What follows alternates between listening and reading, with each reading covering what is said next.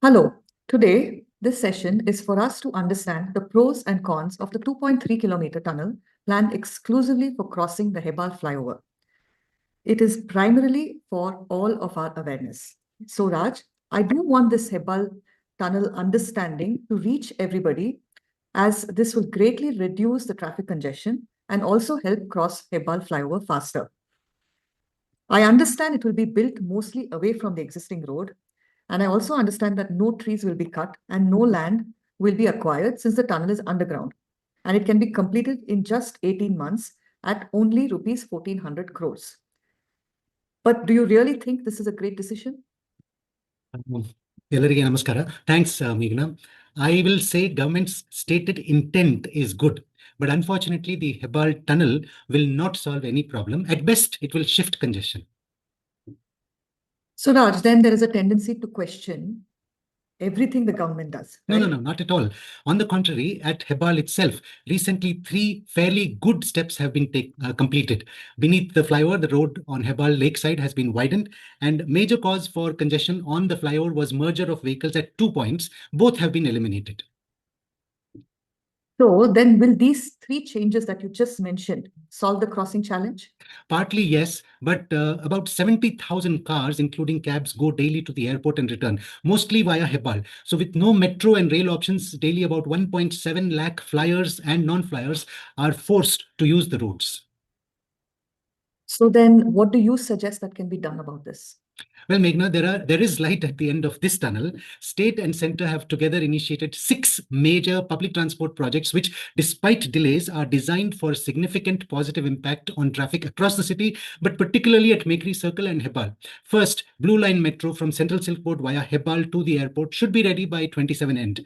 Second, Pink Line Metro from Banarghatta Road to Nagawara, adjacent to Hebbal, will be fully functional by 26 end. Third, game changer Red Line Metro between Sarjapura and Hebbal, approved by state, should get final sanction very soon. And fourth, work on Orange Line Metro between JP Nagar and Hebbal will start in 26.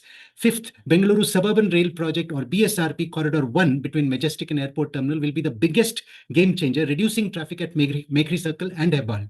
And sixth, BSRP's Corridor 2 between Beniganhalli and Chikkabanawara via Hebbal and Yashwantpura should be ready in 27. Now, combo of this and Blue Line Metro will reduce vehicles at Hebbal. So the government must ensure war footing work on all these 6 projects. Also, STRR and PRR, or Bengaluru Business Corridor as it is now called, are designed to reduce traffic at Hebbal. But here's a stark reality. This tunnel also cannot be built overnight. They say 18 months. Realistically, it may take about 3 years. Even if work on Hebbal tunnel starts today, at least 3 of these 6 public transport projects will be ready before this tunnel. So these PT projects will move lakhs of people daily, freeing the roads. What you have just mentioned, those multiple options that are already there and are going to get done, sounds really great. But are there any steps possible in addition to these PT projects?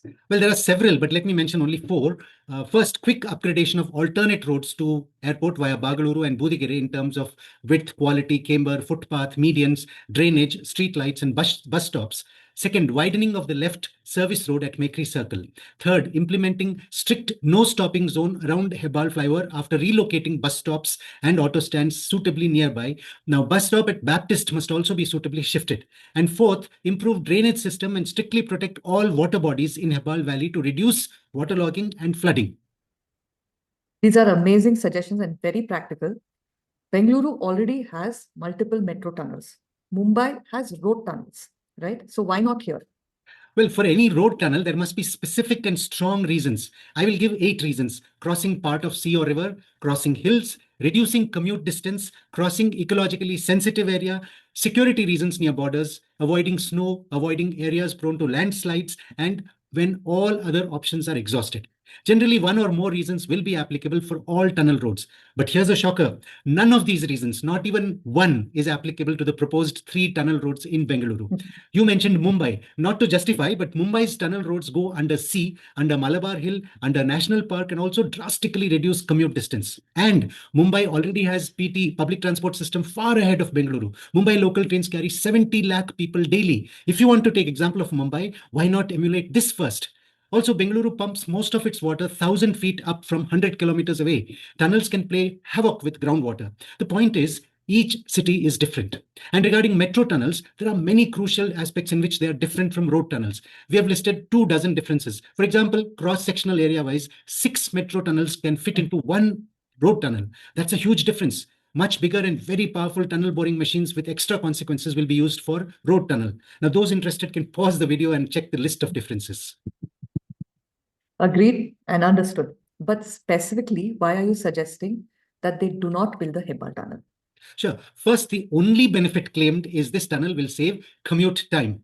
But practically, cost-benefit analysis will show it is not worth it. Second, in 2.3 kilometers, this tunnel is designed with 4 very sharp curves, which will compromise safety and reduce average speed. Thirdly, between the tunnel end and Mekri Circle, vehicles will crawl for obvious reasons, resulting in gridlocks within the tunnel itself, particularly during peak hours. We have indirect acknowledgement of this by the latest proposal to build a new flyover system to cross Mekri Circle after this tunnel. With this, we are getting into a vicious cycle of adding roads, increasing and shifting congestion, and then adding more roads. Fourth, construction cost of 1,400 crores and timeline of 18 months are both likely to double. Fifth, all adverse impacts to Hebbal Valley and groundwater due to the longer tunnel will apply to this tunnel also. Sixth, Hebbal tunnel will be made 100% by cut and cover and open cut methods. So entire 2.3 kilometers length will be actually excavated or opened up from surface down to about 60 feet depth to build 2 separate tunnels of 15-meter width each. Now at surface level, excavation width will be much more than tunnel width. Seventh, everything along the tunnel alignment will have to go. This will entail land acquisition, tree cutting, and disruption to services. Eighth, transporting of and dumping of tens of thousands of truckloads of debris in distant landfills. Ninth, infringements with railway lines at Hebbal, where total 5 tracks are coming up, and with metro, which will run in all 4 directions at Hebbal. Can Bengaluru afford delays in metro on account of road projects? 10th, about half the tunnel will be built along both sides of the extremely busy and critical Mekri Circle to Hebbal Road, resulting in traffic disruption during construction. 11th, shockingly, this tunnel is based on DPR by the very same consultants whose earlier DPR for long tunnel had several blunders, bringing disgrace to the city. 12th, post-construction cost and energy needs of maintaining and monitoring tunnels is massive, making it a white elephant. 13th, there is no known public consultation and BMLT approval taken for this tunnel also. There are more, but I will stop at 13. Amazing, Raj. You're saying there are more and you already gave 13. You have listed also 3 very good steps completed recently to reduce Hebbal crossing challenge. 6 good major sanctioned public transportation projects also you have listed that have been designed already to reduce traffic at and around Hebbal. You also listed and talked about 4 non-public transportation based steps which can help reduce congestion. And lastly, just now you've listed 13 reasons and you said you have more as to why Hebbal tunnel is a waste of time, effort, and public money. Yes. And you'll agree, if we stretch our limited resources and focus to such projects, while more effective, eco-friendly, safe, economic, and proven projects are incomplete and languishing, the real solution itself gets delayed. Is this prudent? Bengaluru is far behind most cities in terms of public transport. After a certain stage, within a city, adding more roads will lead to more vehicles, while better public transport leads to freeing the roads and improved quality of life for all. Consider this example. In terms of design, the biggest positive impact on Hebbal will come from Corridor 1 of BSRP. But even 5 years after sanction, work is yet to begin on this corridor. Why are we not pushing for this? Unless we prioritize action on low-hanging fruits, there will also be erosion of confidence and credibility of announcements. Very true, Raj. This in-depth analysis and real solutions that are practical and implementable that you have mentioned will definitely help people come to an informed decision. We really hope that the government will be open-minded to consider the interests of this huge majority of people and focus instead on public transport, prioritize the projects that are already taken up, and use our resources prudently. Thank you once again, Raj. Thank you, Meghna.